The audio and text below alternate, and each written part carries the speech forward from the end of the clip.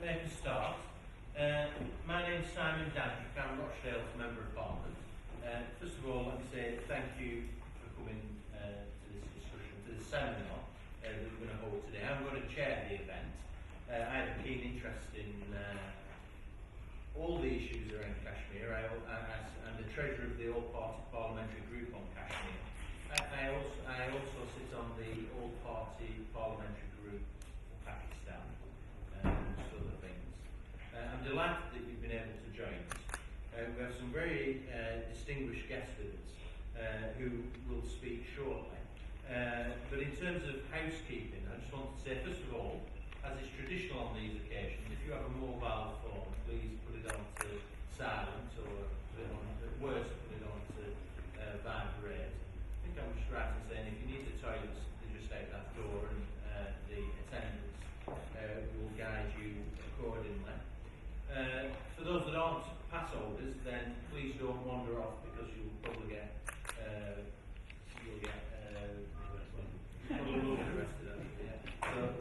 So try and stay with the group. In terms of the format for this discussion, for this seminar, we're going to ask a couple of the key speakers to say some words, and then we're going to ask the elected representatives and our lords to say some words after that. And then we'll have an opportunity to have a discussion and ask questions. Some of our elected representatives won't be able to stay for the whole session. We've got this room till 6 o'clock prompt. That's when we'll be expected to leave. We may finish a little bit before, we may not. But 5 or 10 minutes I'm asking the speakers to speak for. The few points I would make by way of introduction are that this is a massively important issue, the whole situation in terms of Kashmir. I was there last February visiting Kashmir. I've also visited Pakistan and learned much from that visit. You can always read about these issues and these topics, but you can't actually beat the fact that when you go there in person you learn so much more, which is what I did. I'm pleased to be able to say that we're going to shortly be joined by Steve Baker, MP for Member of Parliament for High Wycombe. And I mention his name because he instigated a debate in Parliament just last September where the whole issue around Kashmir was debated on the floor of the House. So it is an issue that attracts some attention in Parliament, there is no doubt about that.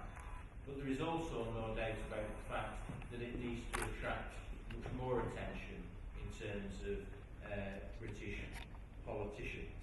So in terms of the debate and discussion and conversation that we're going to have this afternoon, I think we have to be looking primarily at creating peace, encouraging cooperation, finding resolution to the issues and problems that are faced.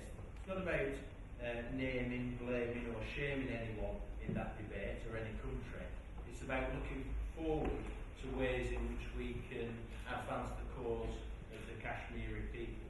I say that by way of introduction. I'm going to start by asking my colleague on my right to speak. Is that okay? Or would you like to go first? Yeah. Okay.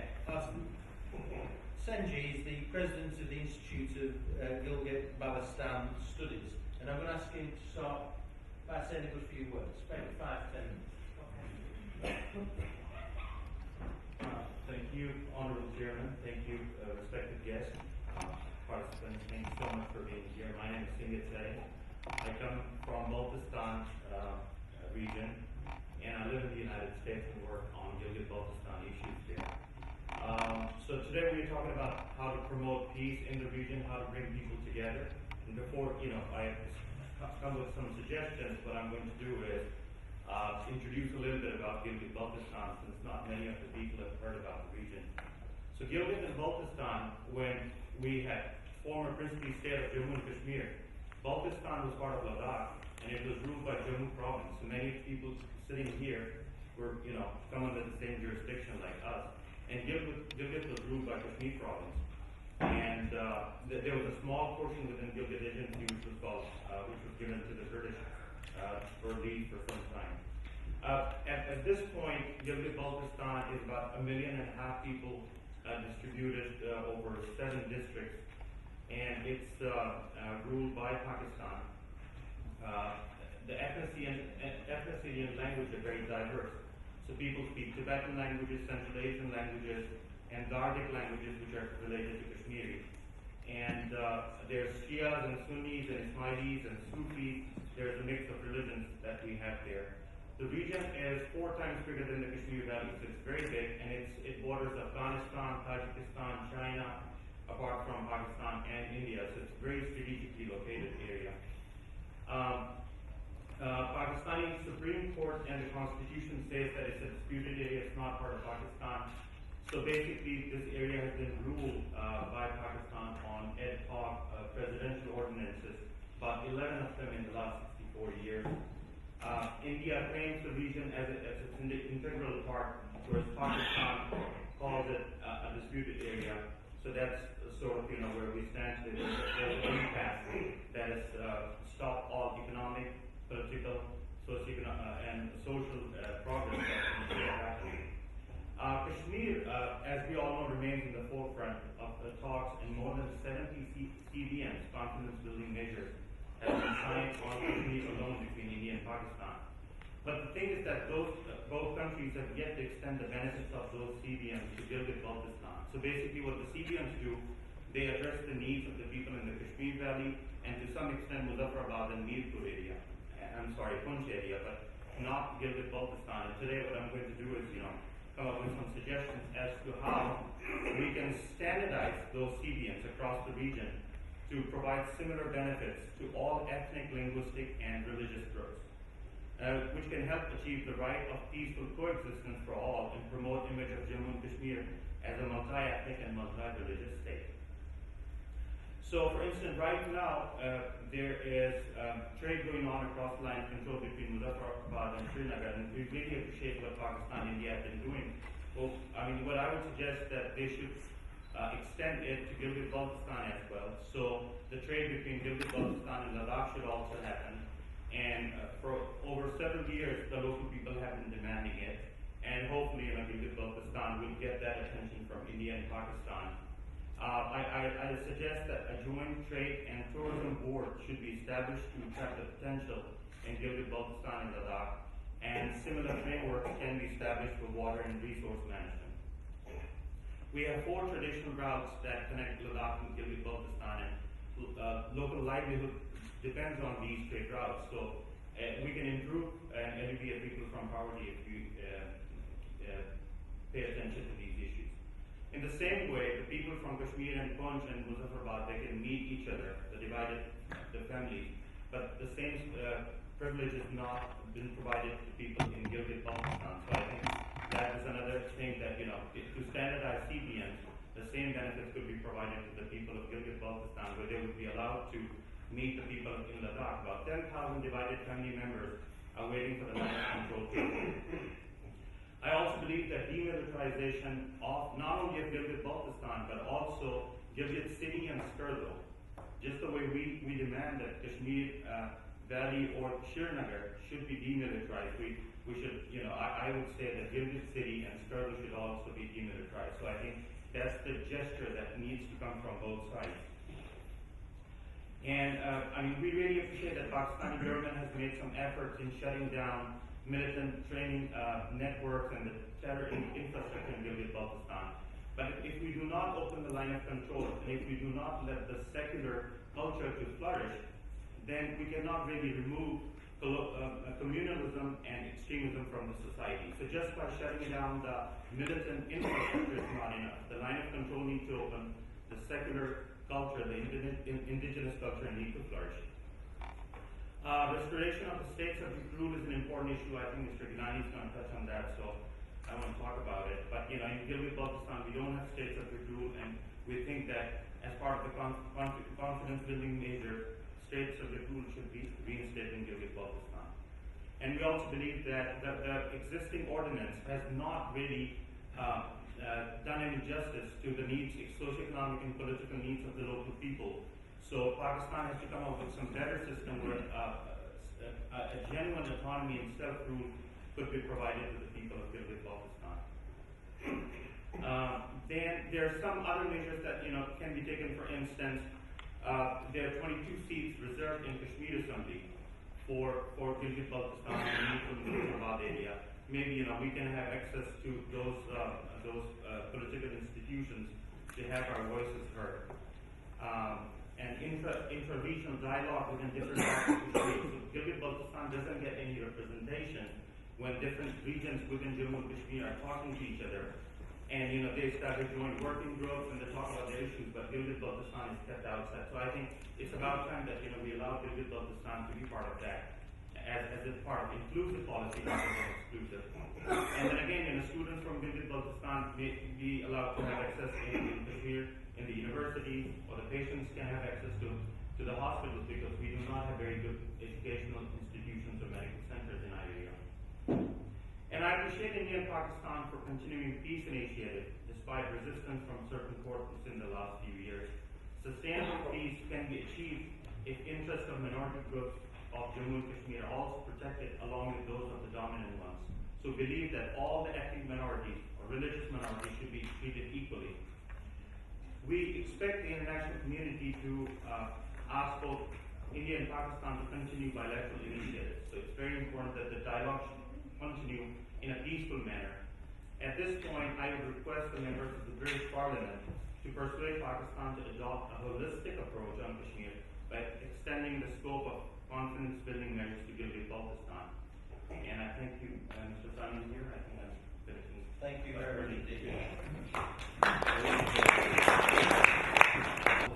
Wolverhampton South West, who's been kind enough to join us. I'm also delighted to have Lord Hussain here, who is originally from Rochdale before moving to Luton, I think I'm right in saying. I'm sure we're crazy to be back in Rochdale, with a great constituency that is. Most importantly, I have Yasmin Qureshi, Member of Parliament for Bolton South East, who speaks on a variety of foreign affairs issues, including Palestine, which is an issue close to my heart as well.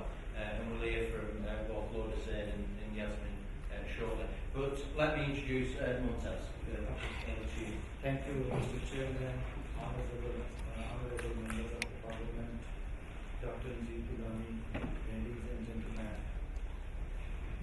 As the title of today's conference is India-Pakistan Peace Process. We can't hear you, Mumtaz. Pardon? We can't hear you. You can't hear me? No, speak up. So, what I'm going to talk about the relationship between Pakistan and the AJK government, Azad Jammu and Kashmir government, and the governance structure, the way it works and functions there, whether it is empowering and benefiting the people of the Azad Jammu and Kashmir, or it is this relationship, the power share green system needs to be redefined and needs to be revisited.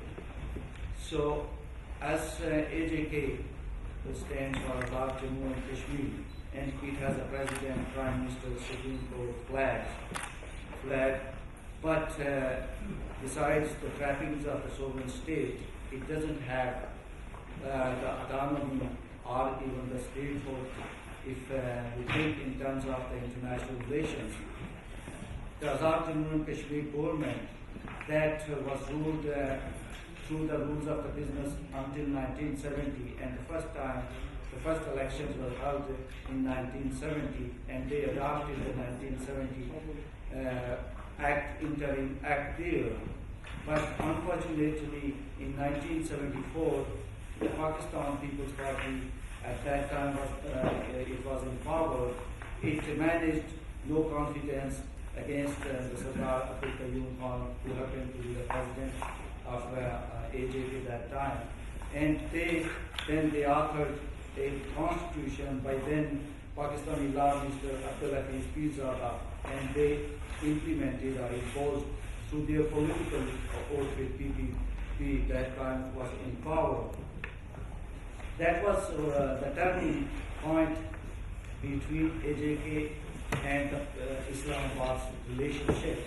In 1970, the Constitution, AJK had some powers. It retained some powers. It had some control on some subjects. But when 1974 Act was introduced, so it has created another supreme body, non-Kashmir Council, which has rendered AJK government and AJK assembly as a non-entity in the affairs of the Azad Kashmir. And AJK that is comprising over 12 members, but numerically controlled by the Pakistan and the Pakistani National Bureau. And it controls 53 subjects, out of 56 subjects, and AJK government has jurisdiction only over 3 subjects. This type of relationship that is between Pakistan and Islamabad has seriously undermined the role of the AJK government there, the mandate of the elected body there, and then there are practices that has been observed through the non-democratic forces. They try to suppress the voices of the people of the Azad Jammu and Kashmir. The reason I am focusing between AJK and the relationship between Pakistan is because it is overshadowed by the loaded narratives, the Srinagar focused narratives, and hardly people know about the AJK, as I think most of here belong to that region. And this India and Pakistan has taken some initiatives, confidence building measures, which we appreciate, and we believe that that initiatives will include the people of the Gilgit-Baltistan, because these partial initiatives are not going to benefit, are not going to help, are not going to strengthen these what we are trying to achieve. Therefore, we urge India and Pakistan that there is a scope, there is a space that they can build the trust, they can build the confidence between both governments by involving the people of the Jammu and Kashmir, including the people of the Gilgit-Baltistan, because in this entire peace process, the people of the Gilgit-Baltistan are left out, because we are witnessing some CBMs between Muzaffarabad and the Srinagar, between Rawalakot and the Punch. But Pakistan government is reluctant taking any initiatives between Ladakh and the Gilgit-Baltistan. So that what we are trying here to urge and asking the members of the British Parliament that they use their good offices to pursue the both government and India and Pakistan, that they should look this whole issue in a holistic manner, not what suits them for their own political convenience. And I hope that if we continue, support this kind of CBMs, this kind of a peace process, then we can persuade the government of Pakistan and India, and also the government on the both sides of the borders. And as I mentioned about the AJK assembly, the opposition leader Raja Farooq Adar, who has recently asked Pakistan, demanded Pakistan that revisit the relationship that exists between Islamabad and Muzaffarabad, because it's not benefiting people of AJK, it's not empowering the local people there, region there, it is not allowing them to claim the ownership on the decision making. I think this is the time that we should focus on the areas where there are serious grievances existing, and those needs to be addressed. Thank you. Thank you. I'd now like to call Nazir Gilani, a human rights activist who was going to share his thoughts with us. Thank you very much.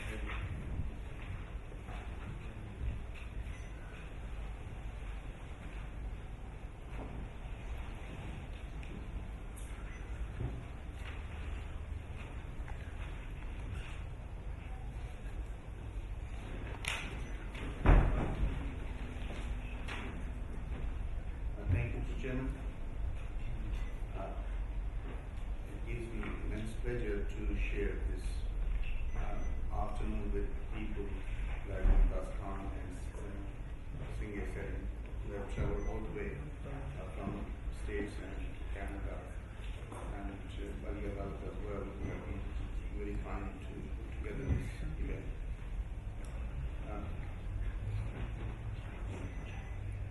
Mr. Chairman, ladies and gentlemen, we have another distinguished Kashmiri, Lord Qurban Hussain as well.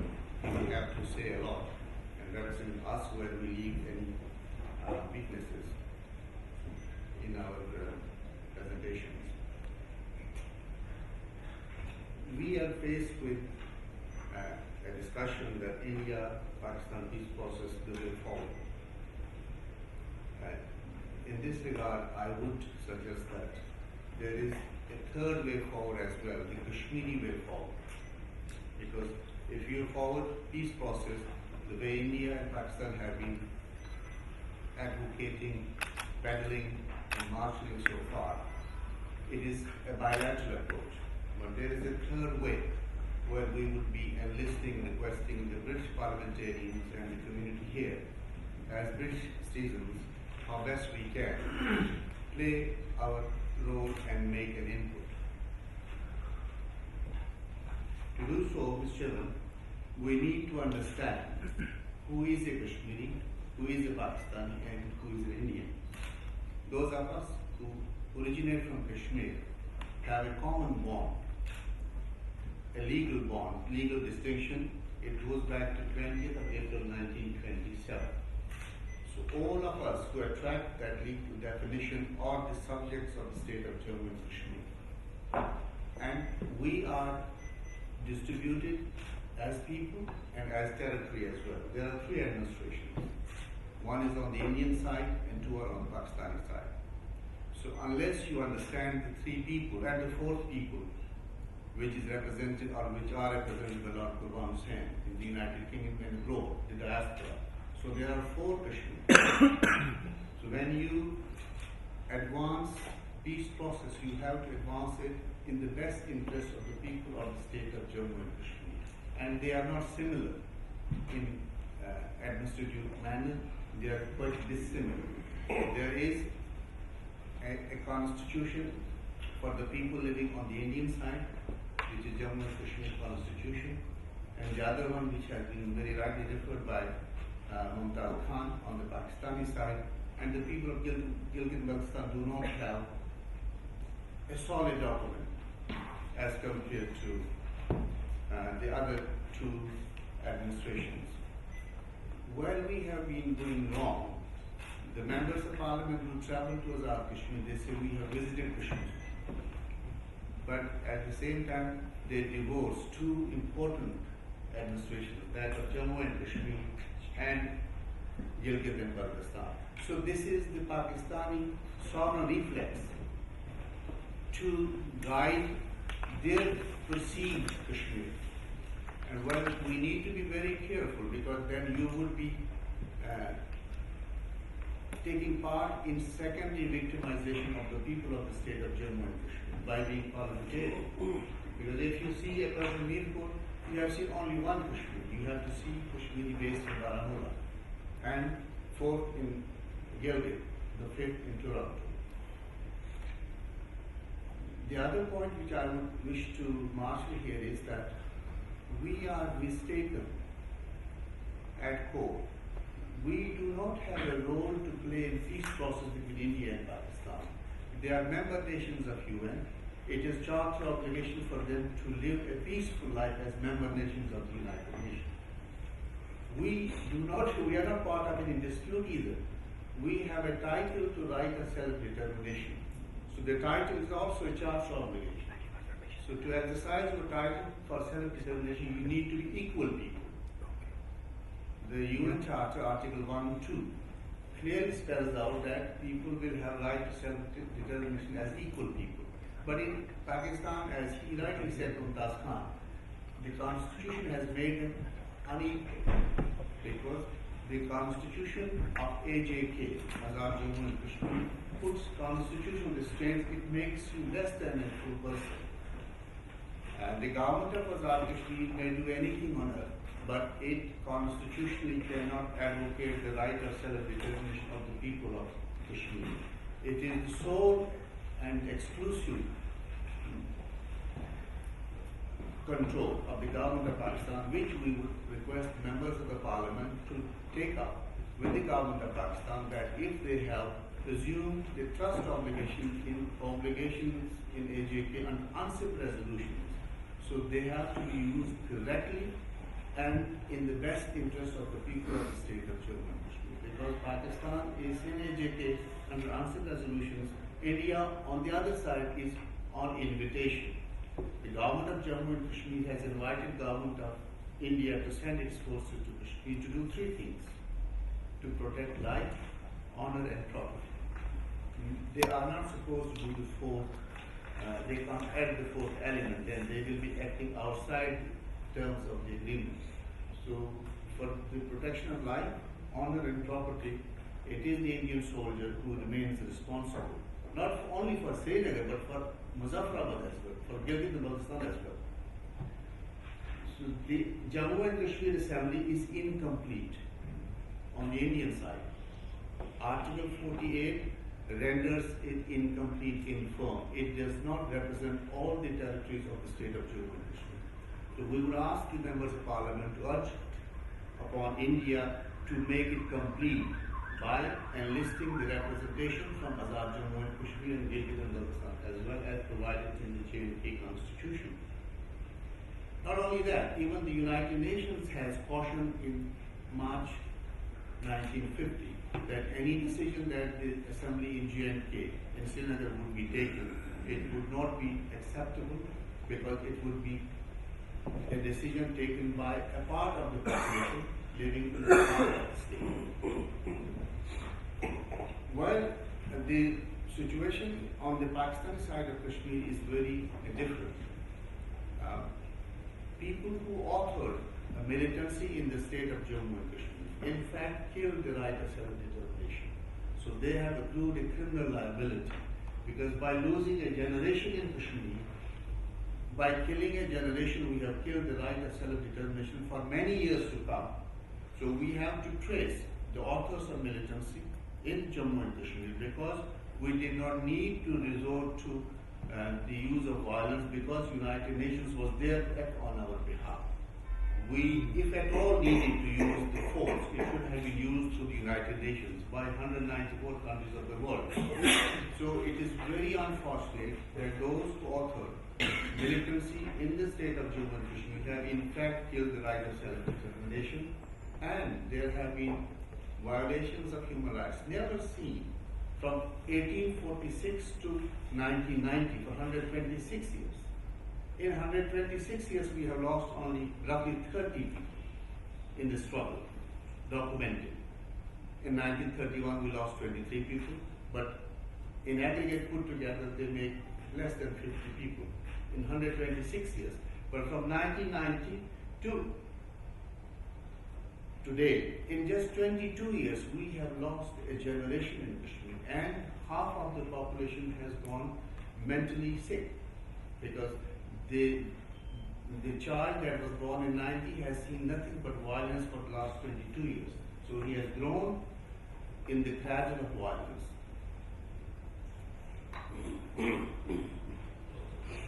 So, I have one more minute.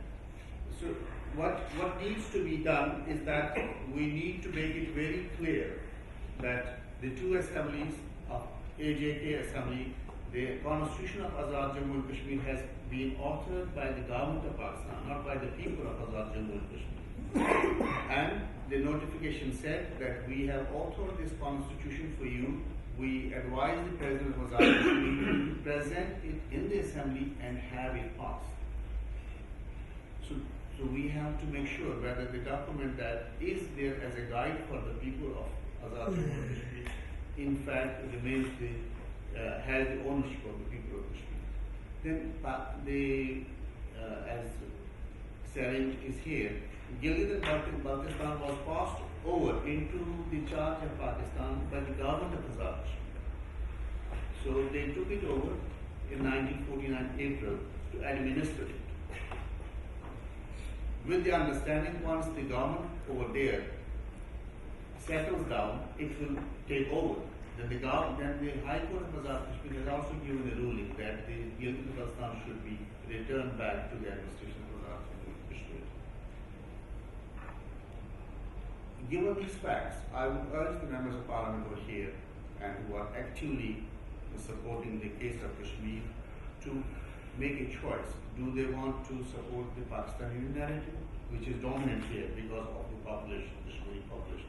Indian narrative in UK is not that dominant. Or they want to support Indian narrative or the narrative of their own constituents. And what we are seeing that more or less they are being sucked into the official reflexes of Pakistan, and we are left unrepresented, and it amounts to a secondary victimization, which I would hope that would not be recycled and repeated in the future. Thank you very much. Thank you. I'm going to call Councillor Dalatelli to speak to us. And as well as making his way up here, I'd like to say welcome to Andrew Stevenson, Member of Parliament for Pendle. He's the chairman of the All Party Parliamentary Group on Pakistan. Delighted for him to join us. Myself and Andrew went out to Pakistan last February. So I spent time with him. And he's going to speak shortly. So Councillor Dalatelli is going to speak, and then we're going to call Lord Hussain, and then Andrew and Yasmin to say some words. Over to you, Councillor Dalatelli. Assalamu alaikum and then good afternoon. It is so good to see so many people from Rochdale today. I feel at home. I feel as though I am in my constituency, in the world. By the way, one of my most famous constituencies, Samudansha, which and then thank you for Yasmin and Lord Brown and Andrew Stevenson, Yasmin and Andrew I met at our Kashmir Day in Manchester, and they very kindly agreed to speak today. Thank you very much. And then Mumtaz Khan and Sangye from Baltistan. Usually we get a lot of people from around Miripur and some people from Delhi and what have you, but very rarely we get people from Gilgit and Baltistan. So I think we should say at the moment that Sangye is here and he's very able and you heard it. Last but not least, I've met Krishna Ban after 2 years, having not been for this conference. She might have forgotten me. So, anyway, what I will talk about is the previous speakers have spoken very eloquently about Gilgit-Baltistan, its status quo with Pakistan and India, and then CBMs and what have you. We do, and a lot of parliamentarians do support India-Pakistan peace process. It is in everybody's interest. It is good for trade, it is good for people, it is good for people in India, it is good for people in Pakistan, and most of all, it's good for people in Kashmir. When I say Kashmir, I mean the whole state, not Valley. Anyway, one of the things is, there are things that we, like long term, there are things which are short term. There is something that the peers and MPs here can actually do.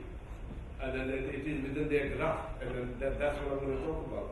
I think Gilani Sahib touched on diaspora, Kashmiri diaspora. There is close to 1 million Kashmiri people in Britain, and nobody knows about it. In terms of our origin, we are either Indians or we are either Pakistanis. We're not Kashmiri. Therefore, nobody talks to us. Even media, like anything big happens in Kashmir, Will be somebody from Pakistan or somebody from India.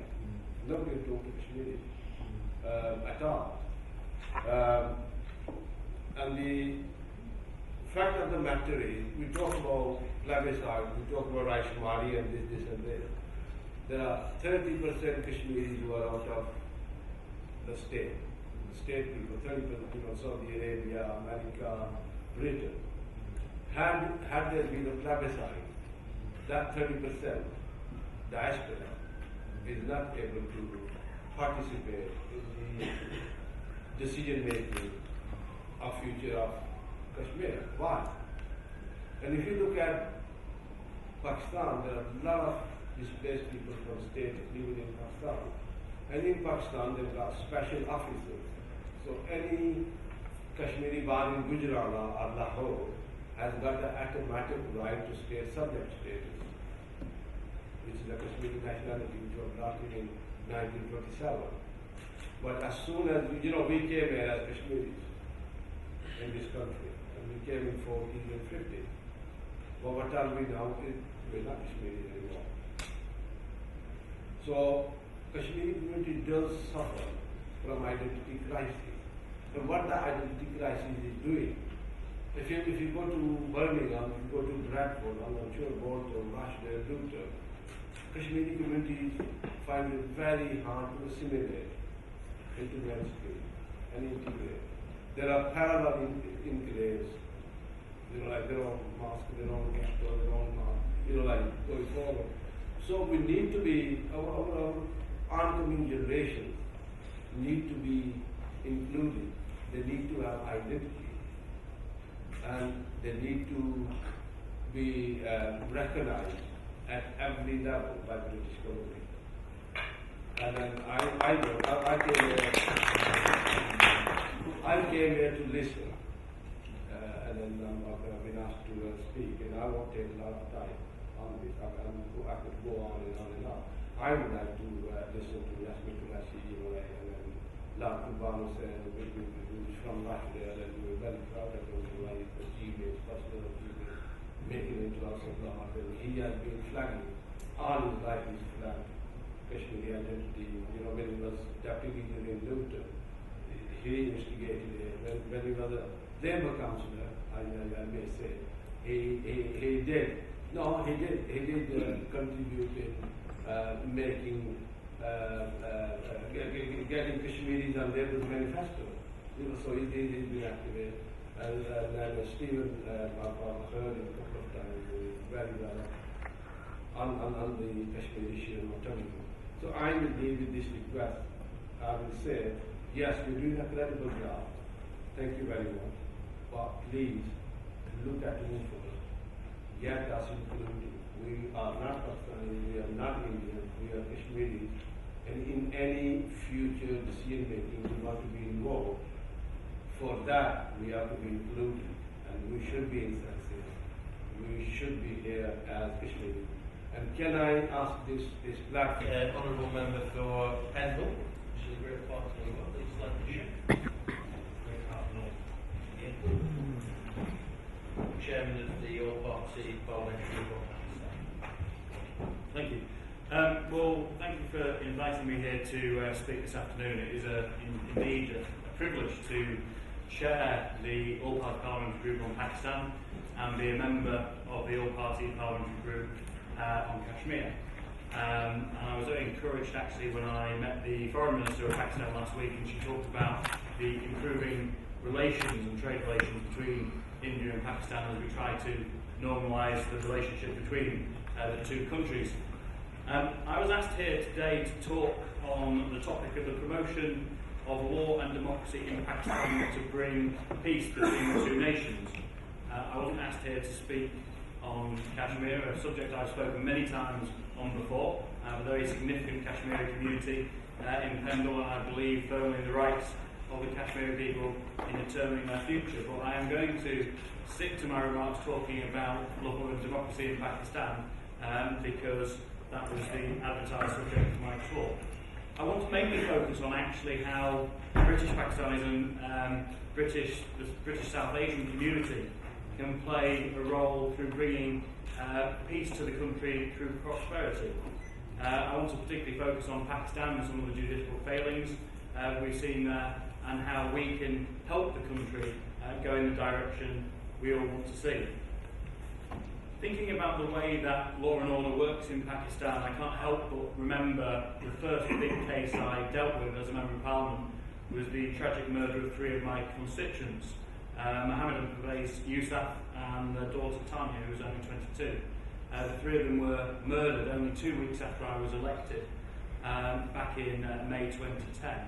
And I had to deal with the Foreign Office, deal with the British High Commission in Islamabad and various other agencies to try and assist the family through a very difficult time. Their killers were known. It was a family feud. It was witnessed by various people, this horrific killing. I held an adjournment debate in the House of Commons chamber that was attended by over 200 of my constituents, many Pakistanis but also many Kashmiris in the audience that night. And what was startling was how the Pakistani police and the Pakistani legal system completely failed this British Pakistani family. Their killers were arrested and then released and absconded. The judicial system did very little follow-up at all to assist the family, and when the family then tried to visit Pakistan to help resolve the situation, bizarrely there was an application made through the courts to have the Yousaf family arrested, somehow responsible for the murders, even though they were clearly in Britain at the time. It is clear that at the lower level of the judicial system in Pakistan, unfortunately, bribes and corruption still play all too important a role. I actually would give credit to the Pakistani authorities at the moment over recent years in cleaning up the Supreme Court and the senior level of judges in the country, but it is still the case that many British Pakistanis who go out to the country find themselves fearful of kidnap or murder, of extortion or other crimes, and are very uncertain about whether they will actually receive justice through the courts. Now this of course has a huge impact on British Pakistanis and anyone of South Asian origin based in the UK who wants to go out and invest in Pakistan, who wants to help the country. We had 9 British citizens killed last year in Pakistan. We've had many other cases of kidnapping and other cases that you will be only too aware of. So why should we visit, why should we invest in a country that is so dangerous from everything we hear? It's important to go through statistics at this point. The UK's trade relationship with Pakistan is very significant, £1 billion worth of trade, and we of course have over 1 million British Pakistanis in the UK. And in October 2010, William Hague, with the then Pakistan Foreign Secretary, launched the British Pakistan Foundation to try and ensure that the trade between the two countries is boosted from its current level of 1 million. But, 1 billion. But compare the relationship the UK has with India. Last year, the trade between the UK and India rose to £13 billion. Investment is said to be up 20-fold following a back-to-back ministerial visits and deepening trade links with that country.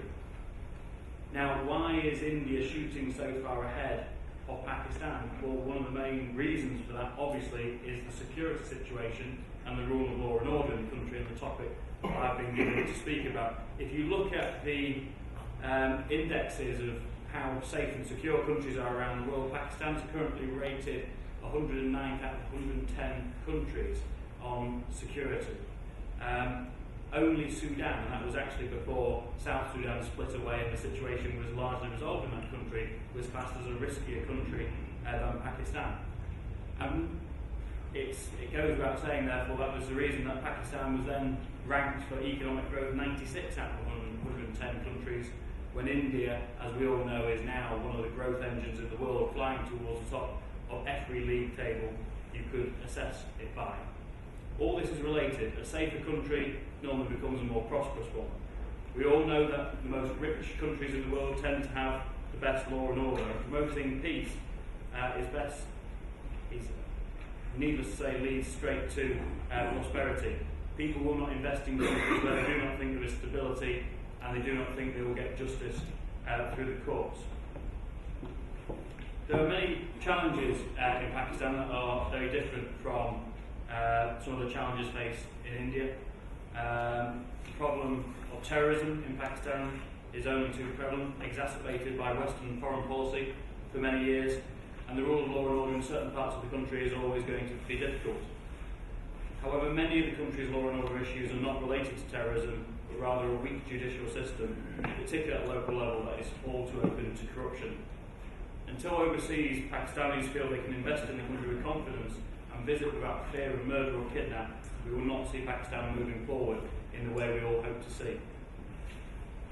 Before I finish talking about law and order, I'd just like to make reference to something I'll be doing on Friday this week. As many of you will be aware, the Pakistani Minister for Minorities, Shahbaz Bhatti, was assassinated on the 2nd of March 2011. Yasmin, Simon and myself met him on our visit to Pakistan just a few weeks before he was actually murdered.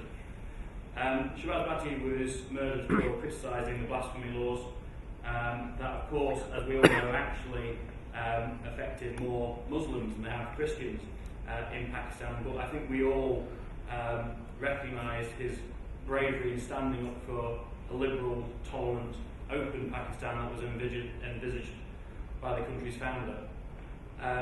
As the new Pakistani Foreign Minister pointed out when I met her last week, this is a difficult issue for the country, but it is one of the many issues that the country needs to address, and therefore I will be sponsoring an early day motion on Friday to commemorate the first anniversary of Shahbaz Bhatti's death, and also acknowledge the other victims of the blasphemy laws, such as Aisha Bibi, who is still on death row, and also Muslims like Salman Taseer, who have been assassinated simply for questioning that law. So I feel that by focusing on judicial reform, looking particularly at the lower level courts, by removing laws that are no longer relevant, by resolving, yes indeed, the Kashmir issue, and by sorting out human rights abuses wherever they occur, that is the way we can instill confidence for British Pakistanis to continue to invest in the country, for them to go over and support Pakistan become the more peaceful, prosperous nation that we all hope to see. Thank you very much.